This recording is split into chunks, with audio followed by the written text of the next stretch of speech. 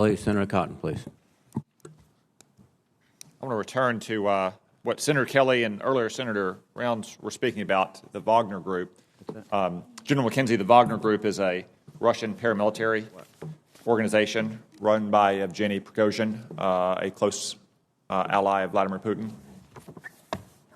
Sir, I believe it is, Senator.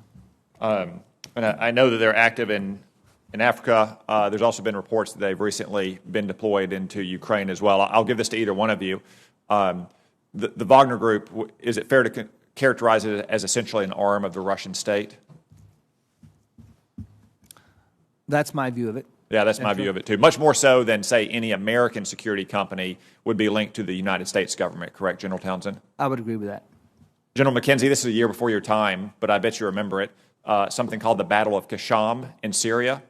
Do you want to tell us a little bit about what happened in Syria in early 2018? Well, I believe it was in February of that year.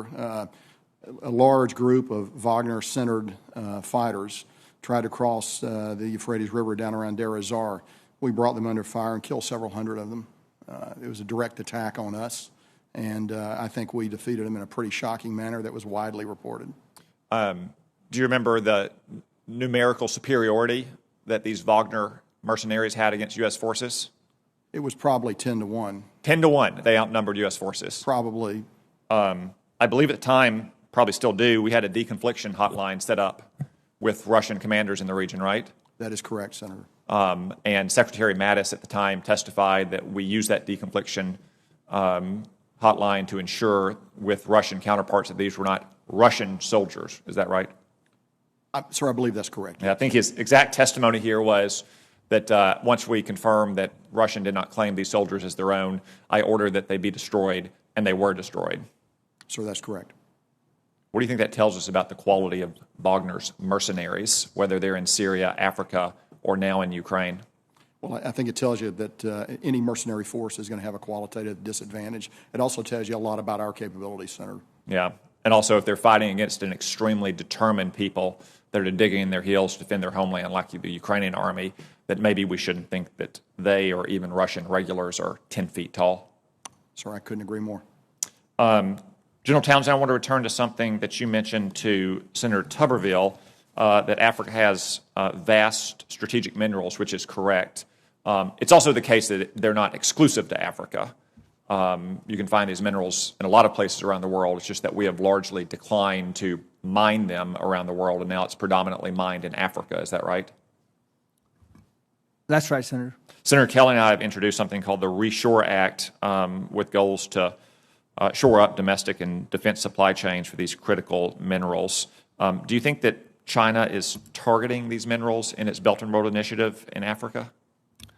I do. There are some minerals, and I think I didn't provide the chart now, but I can have it in closed session. There are some minerals that are, if not unique to Africa, they are predominantly found there, and all of our countries, to include us, rely on those imports. Yeah. And I believe China is maneuvering to secure those. Probably a bad idea to make ourselves dependent on China, ourselves being the civilized world, dependent on China mining these minerals in Africa, wouldn't you say? I would agree. Okay. General McKenzie, I want to turn to a topic that Senator Reid and Senator King addressed as well, about a nuclear deal with Iran.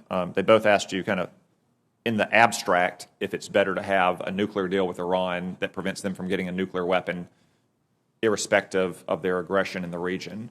In the abstract, I would agree with that, and I think you did as well. But the deal actually needs to stop them from getting a nuclear weapon or becoming a threshold state to achieve that goal, right?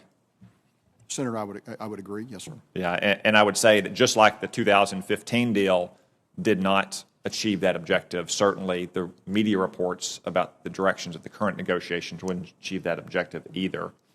What kind of message are we sending to both Iran and Russia, who's acting as Iran's lawyer in these negotiations, and to allies like the United Arab Emirates and Saudi Arabia when Iran is itself shooting ballistic missiles into Erbil, as they did over the weekend, or supplying, as you said, their proxies in Yemen with the missiles and drones to shoot into downtown Dubai or downtown Abu Dhabi or into the Al Dhafra base where we have soldiers? What kind of message does that send to Iran and Russia on the one hand and our allies like?